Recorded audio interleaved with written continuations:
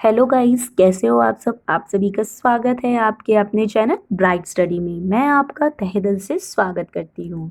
Guys, आज हम हिंदी व्याकरण से एक नया टॉपिक लाए हैं आप सभी के लिए। आज हमारा टॉपिक है लिंग यानी कि जेंडर। आज हम लिंग की परिभाषा जानेंगे, उसके भेद जानेंगे, भेदों की परिभाषा जानेंगे, साथ ही साथ हम उदाहरण के साथ समझेंगे कि लिंग किसे कहते हैं। जो कि ये वीडियो आप सभी के लिए बहुत ही बेनिफिशियल है, इम्पॉर्टेंट है, तो इसे लास्ट तक ज़रूर देखिएगा। तो गाइस, हम सबसे पहले स्टार्ट करते हैं लिंग की परिभाषा। इसका अर्थ होता है निशान। लिंग का अर्थ है निशान। संज्ञा शब्दों के जिस रूप से उसके पुरुष या स्त्री जाति होने का पता चलता है उसे लिंग कहते हैं। पुरुष जाति या स्त्री जाति होने का पता चले उसे हम लिंग कहते हैं। जैसे पुरुष जाति में आते हैं बैल, बकरा, मोर, मोहन, लड़का आदि, और स्त्री जाति में आते हैं गाय, बकरी, मोरनी, मोहिनी, लड़की आदि। अब हम लिंग के भेद जानते हैं कि लिंग के कितने भेद होते हैं। लिंग के दो भेद होते हैं, पुल्लिंग और स्त्रीलिंग, और लिंग के संस्कृत में 3 भेद होते हैं। अब हम इन भेदों की परिभाषा भी समझेंगे। पहला है पुल्लिंग। पुल्लिंग की परिभाषा है जिन शब्दों से पुरुष जाति का बोध होता है उन्हें पुल्लिंग कहते हैं। जो कि नाम से ही स्पष्ट हो रहा है, पुल्लिंग यानी कि पुरुष जाति का बोध होना ही उसे पुल्लिंग कहते हैं। जैसे पिता, भाई, शिव, हनुमान, लड़का, बैल, राजा, घोड़ा, आदमी, सेठ, पर्वत, पेड़, मुर्गा, बैल, शेर आदि, ये सभी पुरुष जाति का बोध करा रहे हैं। अब हम स्त्रीलिंग की परिभाषा भी समझेंगे। स्त्रीलिंग जिन शब्दों से स्त्रीलिंग का मतलब यहाँ पर साफ पता चल रहा है, नाम से ही स्त्री जाति का बोध होता है उसे स्त्रीलिंग शब्द कहते हैं। जैसे माता, बहन, गंगा, बुआ, लड़की, लक्ष्मी, गाय, बकरी, माता, रानी, मुर्गी, गाय, बहन, नारी, लोमड़ी आदि। ये सभी शब्द स्त्री जाति का बोध करा रहे हैं, यानी कि स्त्री जाति का बोध कराना उन्हें स्त्रीलिंग शब्द कहते हैं। अब हम आगे और अच्छे से समझेंगे कि पुल्लिंग और स्त्रीलिंग में सजीव यानी कि लिविंग थिंग्स और निर्जीव नॉन लिविंग थिंग्स, और साथ ही साथ भाव यानी कि इमोशनल भी शब्द समझेंगे कि कौन कौन से आते हैं। पुल्लिंग में यानी कि सजीव यानी कि लिविंग थिंग्स आते हैं मोहन, लड़का, हाथी, सांप इत्यादि। जैसे कि उदाहरण से समझाया गया है, मोहन बस में जा रहा है। मोहन क्या हुआ? मोहन हुआ कर्ता। जा रहा है, रहा हुआ हो गया क्रिया। रहा हो गया क्रिया, ये हो गया क्रिया शब्द। दूसरा है हाथी गन्ना खा रहा है। हाथी हुआ कर्ता, खा रहा है हो गया क्रिया। यानी कि वाक्य में कर्ता पुल्लिंग हो तो क्रिया भी पुल्लिंग ही होगी, तभी वो वाक्य शुद्ध वाक्य माना जाएगा, वरना वो वाक्य अशुद्ध हो जाएगा। वैसे ही हम स्त्रीलिंग में सजीव यानी कि लिविंग थिंग्स जानते हैं, जो कि है लता, लड़की, घोड़ा, गाय इत्यादि। जैसे कि इसके उदाहरण है, लता कार में जा रही है। लता क्या हुई? लता हो गई कर्ता। जा रही है, रही हुआ क्रिया। रही क्या हुआ? रही हो गया क्रिया, रही हुआ क्रिया। गाय क्या हुई? गाय हुई कर्ता, रही है हो गया क्रिया। जैसे कि मैंने अभी आपको समझाया था कि वाक्य में कर्ता पुल्लिंग हो तो क्रिया भी पुल्लिंग होगी, और वाक्य में अगर कर्ता स्त्रीलिंग हो तो क्रिया भी स्त्रीलिंग होगी, तभी वो वाक्य शुद्ध माना जाएगा। अब हम आगे देखते हैं पुल्लिंग और स्त्रीलिंग में निर्जीव यानी कि नॉन लिविंग थिंग्स। निर्जीव होते हैं पुल्लिंग में मकान, पत्र, नेत्र, पत्ता इत्यादि। जैसे कि वाक्य में समझाया गया है, वह मकान सुंदर दिखाई दे रहा है, यानी कि मकान हो गया पुल्लिंग, रहा है हो गया हमारी क्रिया यानी कि पुल्लिंग शब्द। वैसे ही दूसरे में पत्र हो गया पुल्लिंग और जो लिखा गया है वो हो गया हमारा पुल्लिंग, यानी कि कर्ता भी पुल्लिंग और क्रिया भी पुल्लिंग, यानी कि दोनों तरफ पुल्लिंग ही होना चाहिए और दोनों तरफ स्त्रीलिंग होना चाहिए। अगर एक पुल्लिंग और स्त्रीलिंग हो गया तो वाक्य अशुद्ध हो जाएगा।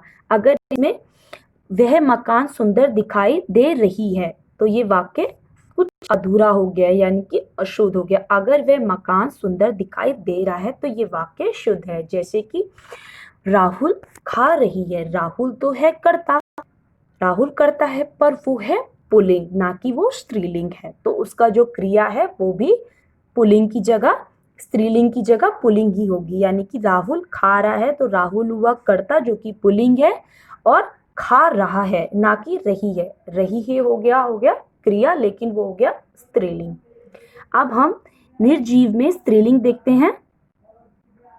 निर्जीव है इमारत, चिट्ठी, आंख, हवा इत्यादि। इसके उदाहरण है वह इमारत सुंदर दिखाई दे रही है। दूसरा है यह चिट्ठी अत्यंत सरल भाषा में लिखी गई है। जो इमारत और जो चिट्ठी है वो हो गए कर्ता, जो कि ये हो गए स्त्रीलिंग शब्द, और रही है, लिखी गई है, ये क्या हो गई क्रिया, जो कि ये भी स्त्रीलिंग शब्द है, जो कि ये आ गए नॉन लिविंग थिंग्स यानी कि निर्जीव थिंग्स, यानी कि निर्जीव स्त्रीलिंग और निर्जीव पुल्लिंग। अब हम आगे देखते हैं पुल्लिंग और स्त्रीलिंग में भाव यानी कि इमोशनल। पुल्लिंग में देखेंगे सबसे पहले हम भाव है प्रेम, सुख, दुख, बुढ़ापा इत्यादि। इसका उदाहरण देखेंगे हम, जीवन में सुख दुख आता जाता रहता है। सुख दुख हो गया हमारा भाव, आता जाता रहता है हो गया हमारा पुल्लिंग शब्द।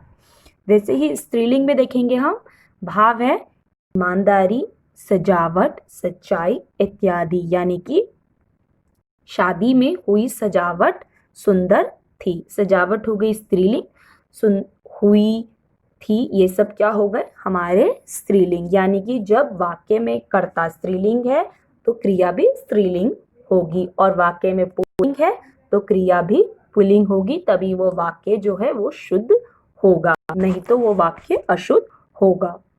अब हम आगे देखेंगे, आगे है जिन शब्दों के अंत में आ, त्र, न, पा, त्रव, अव आदि प्रत्यय लगे हो तो वे शब्द पुल्लिंग शब्द होते हैं।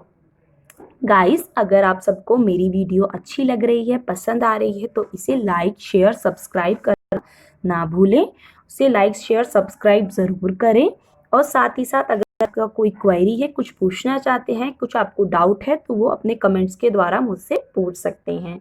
अब हम देखते हैं, इसमें है अ यानी कि जो ये लास्ट है अ, तो ये इसमें लिखा है ना, जिन शब्दों के अंत में अ आए, जैसे कि भाषा, कविता, प्रजा, दया, विद्या आदि, ये सब क्या है जो जिस शब्दों के अंत में आए, अ, त्र, न, प, अव, ये होते हैं पुल्लिंग शब्द। जैसे कि दूसरा है प यानी कि बुढ़ापा, मोटापा आदि। अव्यय यानी कि पुलाव, बहलाव, फैलाव, झुकाव आदि। तत्व हो गया पुरुष तत्व, स्त्री तत्व, मनुष्य तत्व आदि। त्र हो गया पत्र, चित्र, मित्र, तंत्र आदि। लास्ट है न यानी कि लिखना, पढ़ना, रोना, दिखाना, यानी कि जिन शब्दों में आखिरी में न, त, तत्व, प आए वे शब्द पुल्लिंग शब्द होते हैं। अब हम आगे देखते हैं पुल्लिंग में ही, जो कि है महीनों, दिनों, ग्रहों, धातुओं, सागर, समय आदि के नाम पुल्लिंग होते हैं। वो शब्द हम देखेंगे कौन कौन से होते हैं, महीने, दिन, ग्रह, दिनों के नाम सबसे पहले हम देखेंगे, जैसे सोम, मंगलवार, बुधवार, वीरवार, शुक्रवार, शनिवार और रविवार। जो जितने भी होते हैं ये दिनों के नाम, ये सभी पुल्लिंग शब्द होते हैं। महीनों के नाम जैसे कि चैत, वैशाख, ये भी क्या होते हैं, ये भी होते हैं पुल्लिंग। नक्षत्रों व ग्रहों के नाम जैसे कि सूर्य, चंद्र, राहु, शनि, आकाश, बृहस्पति, बुध, ये भी सब क्या है, ये भी सब पुल्लिंग शब्द हैं। इसके बाद है धातु, जैसे कि सोना, तांबा, पीतल, लोहा आदि, ये सब भी पुल्लिंग शब्द हैं। ये सभी जो हमेशा ही पुल्लिंग शब्द हैं, ये वो शब्द हैं जो पुल्लिंग ही हैं, जो कि महीनों, दिनों, ग्रहों, ये सभी नाम हैं। इसके बाद है सागर, यानी कि हिंद महासागर, प्रशांत महासागर, अरब महासागर। समय है घंटा, पल, क्षण, मिनट, सेकंड। ये जो सभी शब्द है, ये सभी शब्द सारे पुल्लिंग हैं। अब हम आगे स्त्रीलिंग शब्द भी देखेंगे। सबसे पहले है जिन शब्दों के अंत में, वहां हमने पुल्लिंग पे अंत देखा था, अब यहाँ स्त्रीलिंग पे है। ये कुछ ट्रिक्स है, इन्हें आप याद करेंगे तो ये आपके लिए बहुत ही इंपॉर्टेंट होगा। जो कि अंत में आता है री, नी, ली, त, ती, आहट आदि, ई, ये सभी प्रत्यय लगे हों तो ये शब्द होंगे स्त्रीलिंग शब्द होते हैं।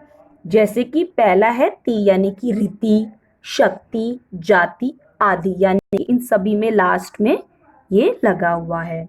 दूसरा है री, यानी कि छतरी, टोकरी, कोठारी, ये सभी, इन सभी में री लगा हुआ है। नी, शैतानी, हैरानी, चटनी, इन सभी में लास्ट में नी लगा हुआ है, यानी कि ऊपर लिखा हुआ है जिन शब्दों के अंत में लगा हो, अंत में लगा हो, वे सभी शब्द स्त्रीलिंग होते हैं, जो कि ये शब्द आपको दिए हुए गए हैं। उसके बाद है ली, यानी कि तितली, मूंगफली, टपली। आहट, यानी कि चिल्लाहट, घबराहट, आहट, ये लगा हुआ है ना, आहट, ये है हमारा स्त्रीलिंग शब्द। लास्ट है ई, यानी कि ई की मात्रा, बड़ी ई की मात्रा, यानी कि गरीबी, अमीरी और प्याली। ये है सभी शब्द जो कि अंत में ये सभी शब्द आते हैं, ये सभी शब्द होते हैं स्त्रीलिंग, जो कि आखिरी के शब्द में ये सभी शब्द लगे होने चाहिए। अब हम आगे देखेंगे स्त्रीलिंग शब्द। स्त्रीलिंग शब्दों के अंतर्गत नक्षत्र, नदी, बोली, भाषा, तिथि, भोजन आदि के नाम भी आते हैं। वे सभी शब्द होते हैं स्त्रीलिंग। अब जो स्त्रीलिंग शब्द ही होते हैं वो मैंने आपको इसमें बताए हैं, जैसे कि नदियों के नाम रवि, कृष्णा, यमुना, सतलुज, कावेरी, रवि, गंगा, ये सभी जो है शब्द स्त्रीलिंग शब्द है। उसके बाद है बोली, यानी कि ब्रिज, खड़ी, बोली, ये सभी क्या है, ये सभी स्त्रीलिंग शब्द है। नक्षत्र, यानी कि रोहिणी, रेवती, अश्वनी, ये सभी स्त्रीलिंग शब्द हैं। उसके बाद है भाषाओं में लिपियों के नाम भी स्त्रीलिंग होते हैं, जो कि अंग्रेजी, हिंदी, अरबी, फारसी, बंगाली, ये सभी क्या है, ये सभी शब्द स्त्रीलिंग शब्द हैं। उसके बाद है तिथियों के नाम, जैसे कि पूर्णिमा, अमावस्या, एकादशी, चतुर्थी, ये जो सभी शब्द हैं, ये सभी शब्द स्त्रीलिंग शब्द हैं, जो कि नदियाँ, बोलियाँ, नक्षत्र, तिथि, भोजन, ये शब्द जो आते हैं, ये सभी सारे शब्द स्त्रीलिंग शब्द हैं। So thank you guys, thank you so much. अगर आपको मेरी वीडियो अच्छी लगती है तो उन्हें लाइक, शेयर, सब्सक्राइब करना ज़रूर सब्सक्राइब करें, उसको सब्सक्राइब करना ना भूलें। और कुछ भी आपकी क्वेरी है तो उसे कमेंट करके मुझे ज़रूर बताएं। Thank you guys, thank you so much.